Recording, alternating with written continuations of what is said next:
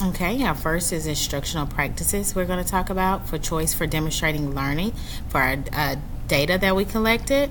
The first component will be offer a variety of demonstrating options from the data that we collected.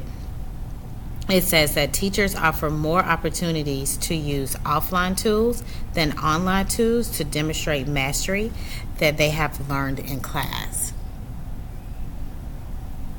Okay. And we also talked about in our second component, over half of the teachers indicate they allow their students to collaborate when demonstrating mastery.